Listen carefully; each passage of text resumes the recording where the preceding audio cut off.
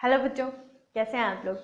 जैसे कि हम लोग पैनक्रियाज की बात कर रहे थे, तो पैनक्रियाज को हम लोगों ने डाइजेस्टिव सिस्टम में देखा है और पैनक्रियाज को हम लोगों को केमिकल कोऑर्डिनेशन वाले पोर्शन में भी देखना है, क्योंकि पैनक्रियाज होता है वो एक मिक्स्ड ग्लैंड है, मिश्रित ग्रंथि है। तो मिश्रित ग्रंथि होने के कारण उसमें एक्सोक्राइन पोर्शन भी होता है और एंडोक्राइन पोर्शन भी होता है। जैसे कि मैंने लास्ट वीडियो में बताया था कि एक्सोक्राइन है वो 99% हिस्सा बनाता है और एंडोक्राइन है वो 1% हिस्सा बनाता है। लेकिन 1% हिस्से में भी 4 प्रकार की सेल्स पाई जाती है, जिनमें हम बात करते हैं अल्फा, बीटा, गामा या डेल्टा जिसको बोल देते हैं, और एक पीपी सेल, जिसके हम लोगों ने हार्मोन्स डिस्कस किए कि कौन से हार्मोन किससे सिक्रेट होते हैं। तो अल्फा से सिक्रेट होने वाला था वो ग्लूकागोन था, बीटा से सिक्रेट होने वाला था वो इंसुलिन था, और सोमेटोस्टेनिन है वो स्रावित होता था डेल्टा सेल से, और जो पीपी सेल थे उनके कोई भी फंक्शन हमें अभी तक नहीं ध्यान में। तो हम लोग अभी जो बात करने वाले हैं वो बात करने वाले हैं इंसुलिन, ग्लूकागोन और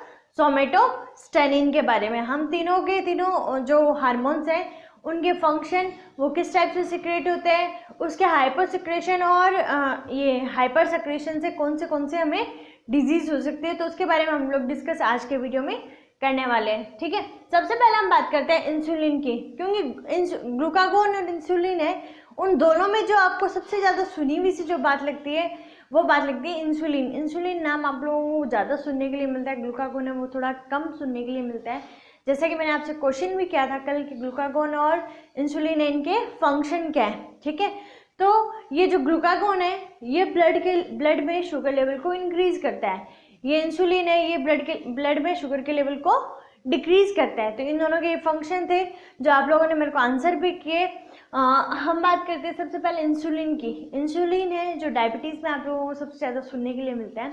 तो इंसुलिन है वो सिक्रेटेड बाय बीटा सेल्स के थ्रू सिक्रेट होने वाला जो हार्मोन है उसको इंसुलिन हार्मोन कहते हैं। ठीक है, फिर इसका मॉलिक्यूलर वेट है, तो मॉलिक्यूलर वेट है वो 6000 है इसका, जो आणविक भार बोला जाता है। ठीक है, उसके बाद हम बात करेंगे सबसे पहले इसकी जो खोज है वो किसने की थी। सबसे पहले इसकी डिस्कवरी की थी बेटिंग और बेस्ट ने। ठीक है, तो ये नाम आपको ध्यान में रखना है। उसके बाद में जो सबसे मोस्ट इंपॉर्टेंट और क्वेश्चन पूछे जाने वाला है वो ये है कि मॉलिक्यूलर स्ट्रक्चर और नाम, मतलब इसकी आणविक संरचना है वो गाय की इंसुलिन में सबसे पहले देखी गई थी। तो ये सबसे पहले आणविक संरचना है वो किसने देखी, एफ सेगनर ने। ये नाम आपको याद रखना है, इससे आपको बोर्ड के लेवल पे भी क्वेश्चन मिल जाएगा, नीट के लेवल पे क्वेश्चन मिल जाएगा। फिर हम बात करते हैं यहाँ पे नाम, जो इंसुलिन नाम है वो नाम किसने दिया था, यही सेगनर ने ही दिया था। ठीक है, तो आप लोग को ये ध्यान में रखना है। फिर ये क्वेश्चन मतलब सारे लाइन में एक नंबर के क्वेश्चन है, आप लोगों को बहुत अच्छे से इनको नोट डाउन करना है। तो इंसुलिन की बात करें तो इंसुलिन ऐसा पहला प्रोटीन है जिसके क्रिस्टल बनाए गए थे। ठीक है, जिसको कैसे किया था, क्रिस्टलीफाई किया गया था, रवे तैयार किए गए थे, उसका वैसा प्रथम प्रोटीन है ये। ठीक है, तो वो चीज़ ध्यान में रखिएगा। सबसे पहले आर्टिफिशियली, मतलब मैंने कहा कि हार्मोन्स हमारी बॉडी में बनते हैं, तो आर्टिफिशियली सबसे पहले जिस हार्मोन को लेब में बनाया गया, प्रयोगशाला में बनाया गया, वो भी कौन सा है, हमारे ह्यूमुलिन है, जिसको हम ह्यूमन इंसुलिन भी बोलते हैं। और ये सबसे पहले आर्टिफिशियली सिंथेसाइज किया गया था इन लैब। ठीक है, क्लियर। ये जो ह्यूमुलिन है इसकी डिस्कवरी वो किसने की थी, सान ने की थी। ठीक है, TSAN। ठीक है, अब हम बात करते हैं इसकी स्ट्रक्चर की। तो इंसुलिन के स्ट्रक्चर में 2 चेन पाई जाएगी। कितनी चेन पाई जाएगी, 2 चेन पाई जाएगी, चेन A और चेन B। अब चेन A है उसमें 21 एमिनो एसिड है और चेन B में 30 एमिनो एसिड है। 30 + 21 = 51। तो 1 molecular insulin made up of 51 amino acids. 51 amino acid से मिलके जो संरचना बनती है इसको हम लोग क्या बोलते हैं, एक इंसुलिन बोलेंगे। ठीक है, तो चेन A और चेन B। अब चेन A और चेन B है, ये दोनों आपस से किसी न किसी बॉन्ड से जुड़ी भी रहेगी, बिना बॉन्ड के तो ये आपस में एक दूसरे से जुड़ी भी नहीं पाई जाती। तो ये दोनों, इन दोनों के बीच में जो बॉन्ड पाया जाता है वो होता है डाइसल्फाइड बॉन्ड।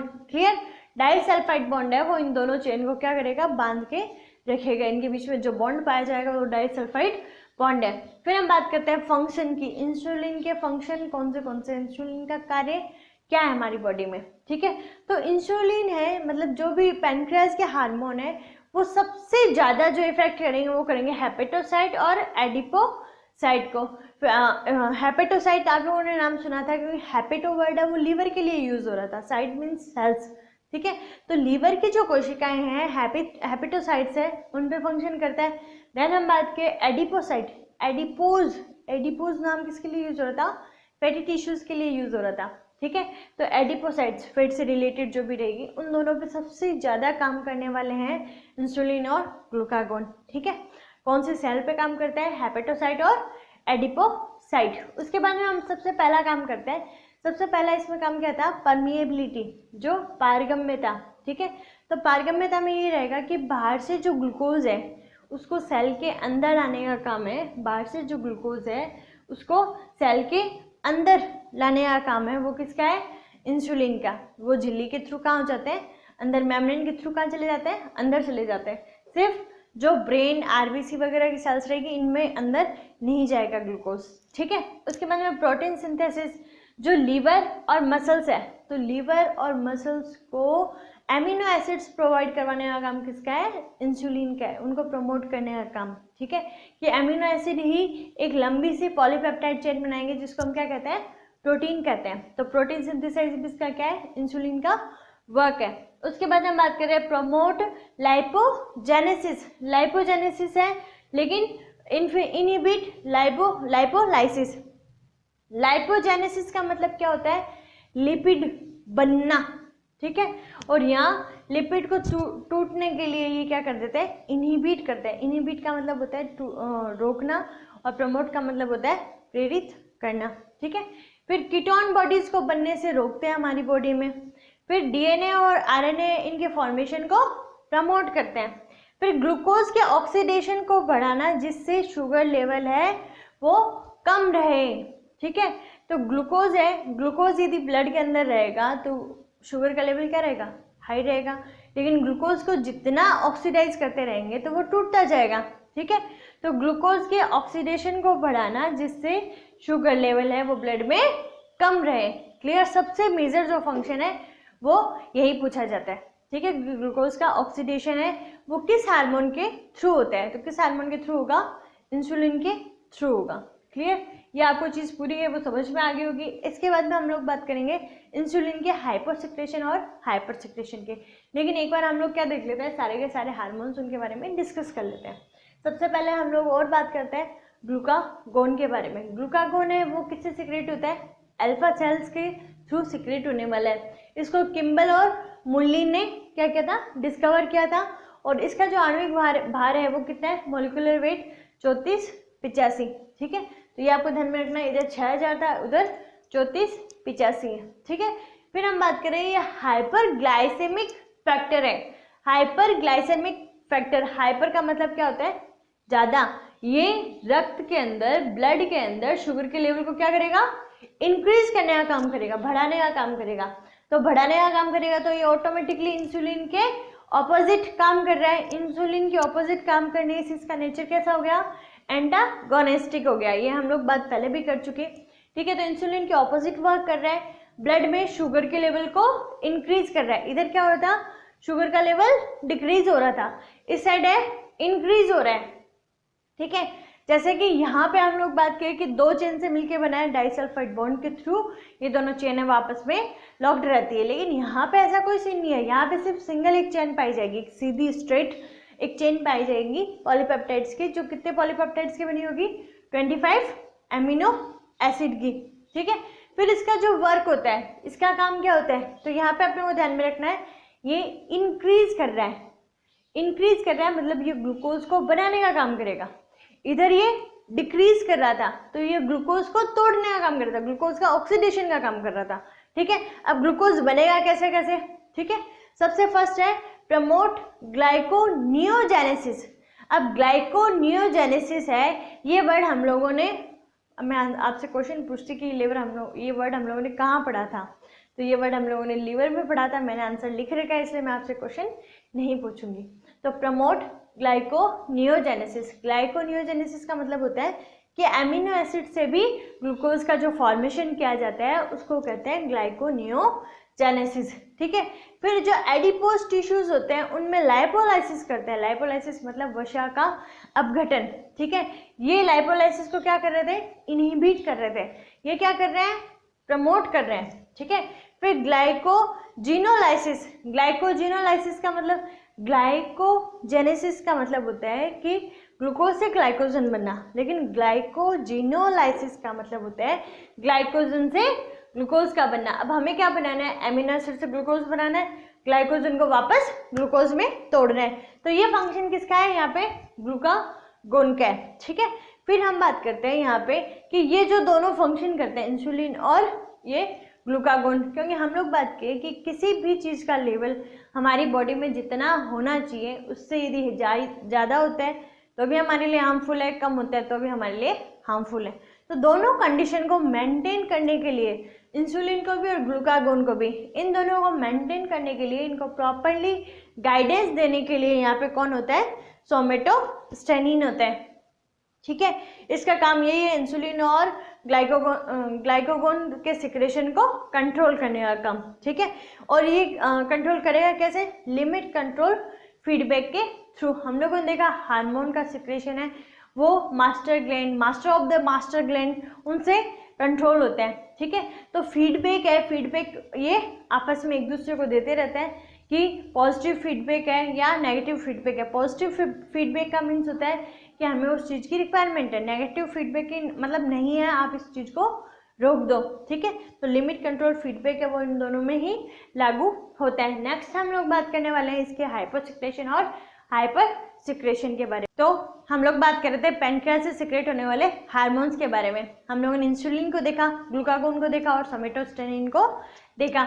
अब हम लोग देखने वाले हैं यहाँ पे इंसुलिन के हाइपोसिक्रेशन से कौन सी डिजीज होती है और इंसुलिन की हाइपर सिक्रेशन से कौन सी डिजीज होती है। हाइपोसिक्रेशन का मतलब अल्प स्रावण और हाइपर सिक्रेशन का मतलब होता है अति स्रावण के द्वारा होने वाले जो भी डिजीज हैं, ठीक है। सबसे पहले हम बात करते हैं कि हाइपोसिक्रेशन ऑफ इंसुलिन, ये सारे के सारे आपको नाम है वो देखे हुए मिल रहे होंगे क्योंकि हम लोग लीवर से रिलेटेड बात कर रहे थे कि इंसुलिन है वो सबसे ज़्यादा किस पे इफेक्ट करता है, लीवर से। हम लोग डाइजेस्टिव पढ़ चुके, हम लोग एक्सक्रीशन है पढ़ चुके, उन दोनों में लीवर का फंक्शन था और उन दोनों के थ्रू हम लोगों ने इन डिजीज के बारे में एक एक बार पढ़ रखा है ऑलरेडी, ठीक है। सबसे पहले हम बात करते हैं डायबिटीज मेलिटिस। डायबिटीज मेलिटिस है उसके बारे में आपको ध्यान में है, इसको शुगर डिजीज भी कहा जाता है। जो हमारे ऐसा बोलते हैं ना कि शुगर हो गई या जो डायबिटीज हो गई, मधुमेह हो गया, तो ये डिजीज कौन सी है, diabetes mellitus first. Second hyperglycemia. Hyper का मतलब क्या होता है, ज़्यादा, मतलब कि ब्लड के अंदर शुगर लेवल का बढ़ जाना, इज कॉल्ड हाइपरग्लाइसीमिया। फिर हम बात करें ग्लाइकोसूरिया, तो ग्लाइकोसूरिया है तो उसमें सीधा समझ में आ रहा है कि यूरिया वर्ड आ रहा है, ग्लूकोज वर्ड आ रहा है, तो ग्लूकोज का लेवल यूरिन में क्या हो जाता है, हाई हो जाता है, ठीक है। फिर हम बात करें पॉलीयूरिया। पॉलीयूरिया का मतलब यूरिन की क्वांटिटी बढ़ना। यूरिन की क्वांटिटी कब बढ़ेगी, जब उसमें वाटर का अमाउंट है वो इंक्रीज हो जाएगा, तब हमारी यूरिन की क्वांटिटी है वो बढ़ जाएगी। उसके बाद हम बात करते हैं पॉलीफेजिया। फेगो वर्ड है वो ईटिंग के लिए यूज किया जाता है, तो फेजिया वर्ड है वो किसके लिए होगा, ईटिंग के रिलेटेड, मतलब हम लोग को भूख ज़्यादा लगेगी, भूख ज़्यादा लगना, इट्स कॉल्ड पॉलीफेजिया। फिर प्यास ज़्यादा लग रही है तो पॉलीडिप्सिया। उसके बाद में कीटोन यूरिया। कीटोन यूरिया मतलब कीटोन की क्वांटिटी है वो यूरिन में बढ़ जाना। अब यहाँ पे एक बात उठती है कि इंसुलिन है, इंसुलिन का हमेशा इंजेक्शन ही क्यों लिया जाता है, इंसुलिन की दवाई है वो हम लोग ऑरली क्यों नहीं ले सकते। इंसुलिन क्या है, नेचर वाइज हम लोगों ने पढ़ा, इंसुलिन नेचर वाइज एक प्रोटीन है, ठीक है। हमारी बॉडी है वो आहार नाल के थ्रू, एलिमेंट्री कैनाल के थ्रू प्रोटीन का है उसका डाइजेशन कर लेती है। तो इसी टाइप से यहाँ हम बात करेंगे कि इंसुलिन प्रोटीन होने के कारण हमारी बॉडी में, हमारी आहार नाल में क्या हो जाती है, डाइजेस्ट हो जाती है। तो उसको आहार नाल में डाइजेस्ट नहीं होने के कारण हमें किसके थ्रू चढ़ाया जाता है, इंजेक्शन के थ्रू हमारी बॉडी में इंजेक्ट किया जाता है, ठीक है।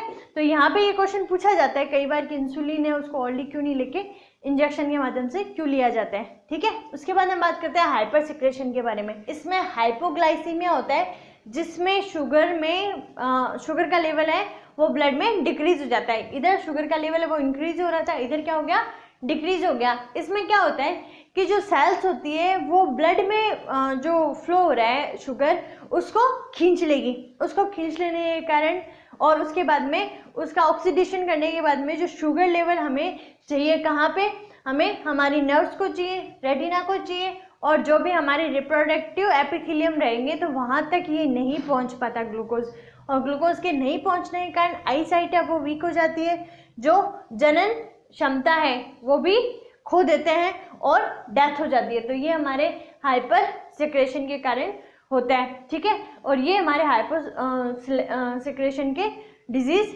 थे, ठीक है।